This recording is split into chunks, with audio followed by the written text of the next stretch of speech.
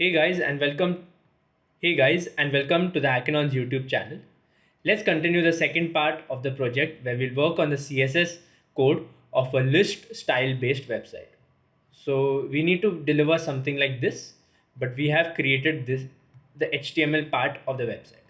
Now let's quickly start coding the CSS part. And I'm not creating a separate CSS file, I'm going to code it in the HTML file itself. But if you like, you can do that too. But I'll just like to stick it to the CSS of the HTML file.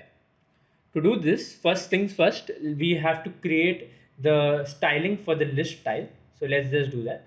Dot list style, list dash style, and now I have to write some code in it. First things first, I want a margin that will look good when it's later displayed. So let's keep a margin of 4 rem, and 1 rem is equal to 16 pixels. And now a background color.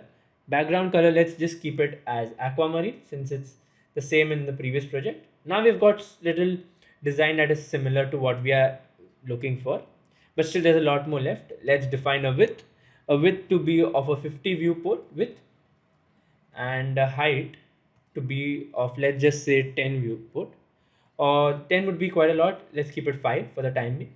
If we want, we can change it. Now we need to this as you can see, the div items are stacked one below each other, as you notice here, one, and then below that it says present of antioxidants. We do not want it to be stacked as a row, we want it to be stacked as a column. Okay, so for that we need to provide the display property to be flex. Now, as you can see, the items are placed in a row, but you still can't notice it because the number one is on a height compared to the text saying presence of antioxidants. So we need to arrange that also. And to do that, we will simply do align items center, save this. Now your digit as well as the text, that is the h3 tag, are all on the same line. After that, we will put a gap between these items. And since we are using a display of flex, we can use the gap property and keep the gap as 1 rem. After that, we will also keep a cursor pointer so that when the user just hovers around the div tile, it will be visible as a pointer. So let's just do that, cursor pointer. Now you can see this pointer cursor visible. And finally, we need to set a transition. So this transition is quite complicated one. I do not want you to type and waste time. So you can get it from the comment box. I'm just quickly gonna just paste it. So I just pasted the transition. Now you save it. And if you hover around it, you will not see any transition, but all our code should be working fine. Now finally, we need to look into this digit property that we were looking at. So for that, first I'm going to go into dot digit class. I'm going to access that, and I will first create the text alignment. Just keep the text aligned to center so that it's aligned towards the center of the tag div tag. We'll set a width to it. Width, let's keep it to 20 pixels, and then height of 20 pixels. Now we'll create the circle which will create that magical effect, like as if there is a circle around it. As you can see, there's a circle. So for that, we need to set the border width, border radius to 50%. So that will basically render a circle, but still not visible because we haven't set the background color. So background color, let's set it to maybe white. And after this, as you can notice, we have the design of a circle. But if you see, the circle size is very small, so let's keep it 30 pixels. Okay, just let's add some padding. That could be the reason why it's not looking the same. So I'm adding a padding of 1 rem. Now things look much better. And add a padding. We'll also add a padding to the digit, padding of, let's say, 25 pixels. Well and good. Now we've got the design that we were looking out for, and we need to justify the content also to the center. So justify content center, and the display obviously needs to be flex.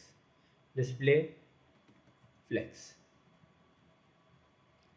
Other than that, I think we have covered everything that we are looking out for. Only the last thing is we need to see the hover effect. That when I hover around these items, this width gets enlarged. For that, I need to again go into the list.tile.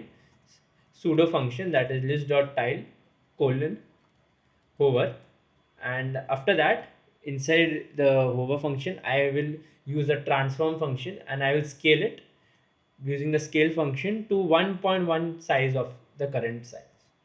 So if you see now, you can see this hover effect that is visible. So everything is working fine, and you can notice this smooth effect. That is because we provided this transition on the line 21. Let me just highlight that here. Okay. Now we can add a Z index factor just to ensure that all the items are on top of everything else. So Z index will be 1 now. So now things look good. Then Z index is 1. Apart from that, I also need to set a border radius when it's displayed. So it looks a bit cool, 10 pixels. Now as you can see, the border radius is changing automatically. And other than that, our border radius is completed, and we can also add a box. So I've taken this code and I have saved the file. And as you notice now, when the items hover around, you get a nice shadow towards the background. Fine. So everything works fine. Now we only need to change the color of the circle. So for that, let's just see what's happening here. As you notice, when you hover around it, the color is changing too. So let's do that too. Let's change the background color to white when we hover around the div tag, white. Now it's kind of working, and we only need to change the digits color to green. So to do that, you need to write this code. So first thing first, we want to trigger a response when we are hovering over this list.tile class. So let me just copy this list.tile and hover, and now I want to make the changes to the digit class. This is how you write it. This is the syntax. You put this arrow. So if there is any hover effect over this class, that is list tile, I want changes to be made in my digit class, and the changes would be that the background color would change to aquamarine. Save this, and as you notice, we have displayed and delivered the same style that we required. So that's it from this fun project. We made a simple list view in a clean and responsive UI.